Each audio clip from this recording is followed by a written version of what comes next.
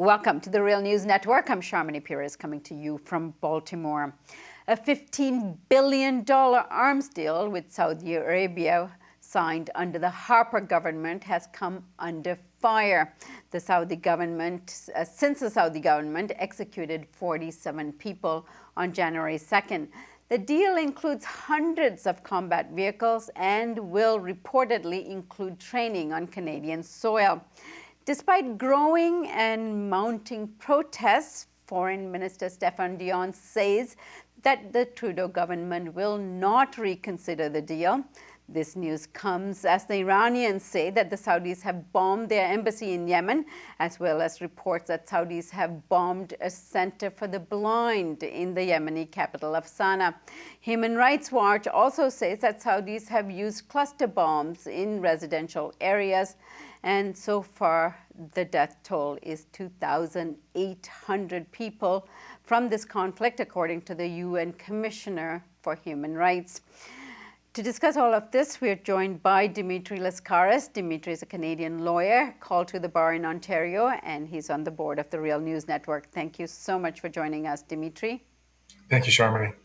So, Dimitri, this particular move and the defense of this deal by Stéphane Dion is all counter to what they promised during the election campaign. Your thoughts?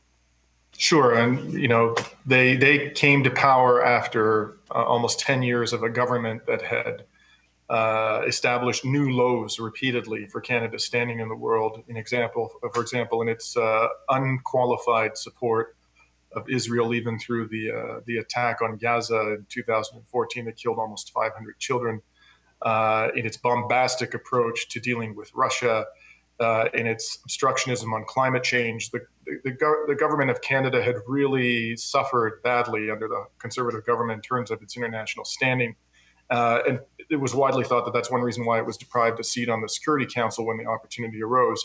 So with that as background, Justin Trudeau, the new Prime Minister, and his party, the Liberal Party, promised to return to what they regarded as Canada's high standing in the world through a principled approach to foreign policy. That was the promise. The contract you mentioned is generating reportedly 3,000 jobs in a city called London, Ontario, where I happen to spend most of my time, a city of about 400,000 people. And in that city, of course, because of it has an elevated unemployment rate relative to the national average. It's been hit hard by the loss of manufacturing jobs over recent years. So in that city, the criticism, not particularly surprisingly, of this deal has been very muted, and a number of people even come out and supported it. But outside of the country, where the economic benefits of this deal are non-existent, people are paying closer attention to the behavior of the Saudis recently, and they're extremely troubled, and rightly so, about what they see for reasons that you articulated, and for other reasons, including their apparent support for violent Islamic extremists in the Syrian conflict. Now, all of this sort of has put a laser focus. The Saudi file has put a laser focus on the promise of principled foreign policy. Now, even, Dimitri, I saw that even the Globe and Mail has taken a position against this deal, given what has happened recently in Saudi Arabia. So the resistance isn't just coming from a few, it's now become popular discourse.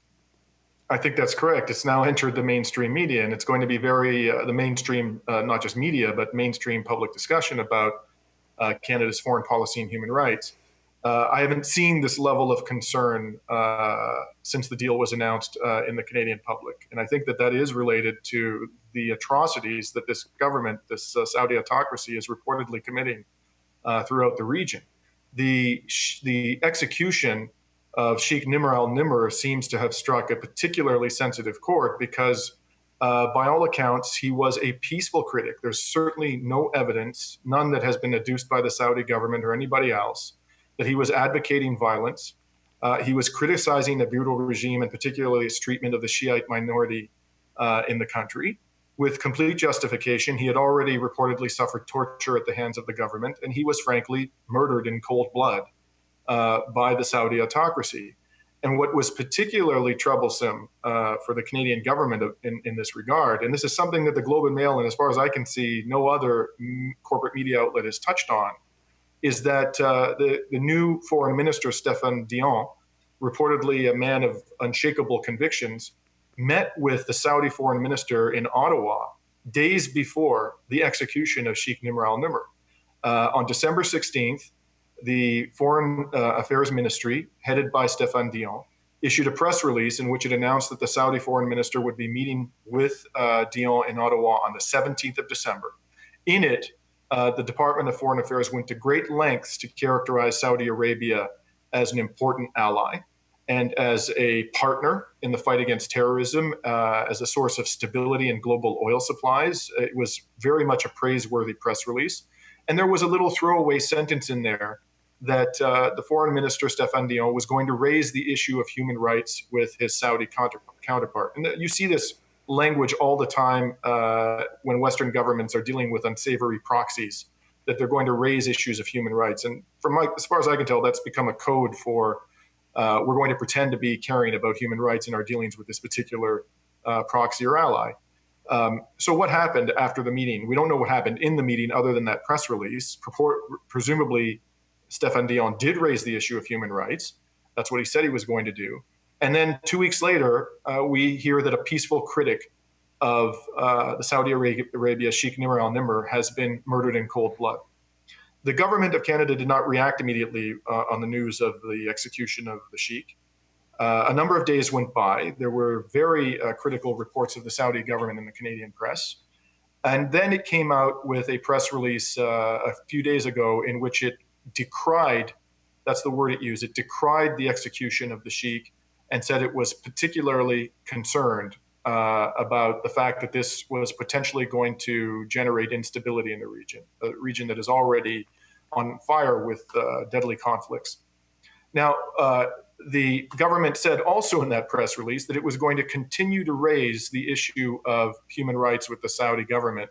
But if that were even remotely effectual, then why didn't the raising of the issue of human rights on December 17th by Stéphane Dion impede or deter the Saudi government from executing Sheikh Nimr al-Nimr? It clearly had no effect whatsoever. And of course, reports came out after the 17th also of this incident you mentioned, the bombing of a center for the blind in Yemen. There's absolutely no indication that the Canadian government's purported efforts to raise the issue of human rights with the Saudi regime or the efforts of any other Western government to do so is having any kind of moderating effect on the Saudi government. And at the end of the day, all that's going to matter to that government, if anything, is going to be meaningful economic and military repercussions.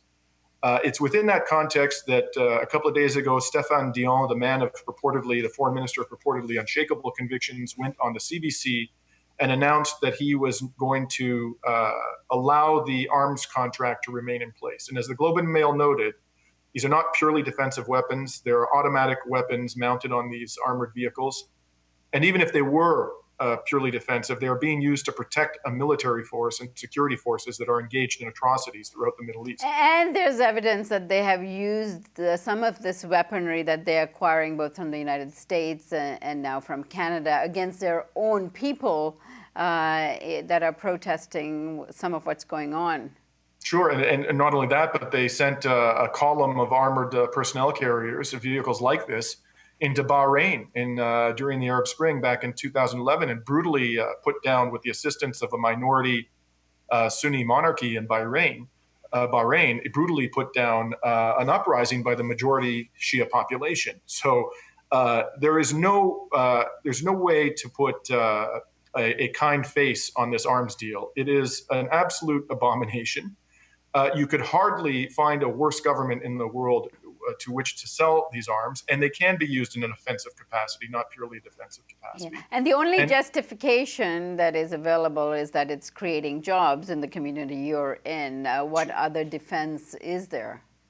There's not, and that's not even a defense, because ultimately the government is capable of providing employment. The government has the resources to convert manufacturing facilities like those where these vehicles are being produced in London to a productive, peaceful use. but it's not using those resources. It's doing things like spending, massive amounts of public money, for example, on subsidizing the fossil fuels industry. The resources are there to give these people good jobs that doesn't involve facilitating human rights violations. They're not being employed. So apart from the Saudi file, I think there are two other incidents that I want to mention. One is that Justin Trudeau said that he was going to end Canada's participation in the bombing mission, the US-led bombing mission in Syria and Iraq. He said this repeatedly during the campaign. And then after he was elected, he said the next day that he had spoken to Barack Obama and that he had reiterated his commitment to ending the bombing mission. Well, here we are 2 months later, and the 6 CF-18 fighter jets that Canada has sent to be part of this mission are continuing to bomb. There was a report as late as early January that CF-18s had engaged in a bombing attack in Syria. And there were reports in the Iraqi press in December that CF-18s had struck a primary school in Iraq and had caused extensive civilian casualties, an accusation that was largely ignored by the Canadian press. So there's no indication that this bombing mission is coming to an end anytime soon, even though Justin Trudeau keeps saying that he's committed to ending it. And then the third file where we've seen no move towards a principled foreign policy, as was promised, is the case of Israel. Right after the election, I think actually in Paris, Trudeau met with Benjamin Netanyahu, whose government has adopted an openly racist and violent policy towards the occupied territories.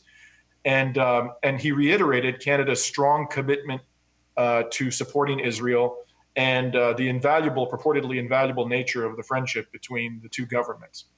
He gave absolutely no indication in discussing the future relations with Israel that there are going to be meaningful repercussions for Israel's systematic disregard of Palestinian rights. And as you know, and I know you're going to be covering this, as recently as a couple of weeks ago, a Canadian Palestinian was shot in the West Bank. And, as I know you're going to find out when you speak to the victim of that shooting, she was shot by an Israeli sniper. Her name is Rehab Nazal. The Canadian government has done nothing, as far as we can tell, to address that atrocity. So when it comes to any of those three files, the CF-18s and the bombing mission in Syria and Iraq, the case of Israel, the case of Saudi Arabia, principled foreign policy is nowhere to be seen in Canada. Dimitri, it sounds like Saudi Arabia is also getting the exception rule, as does Israel, on matters of human rights and also of war, conflict, and use of military weapons against its own people. I thank you so much for joining us today and giving us this extensive report. Thank you, Sharmini. And thank you for joining us on the Real News Network.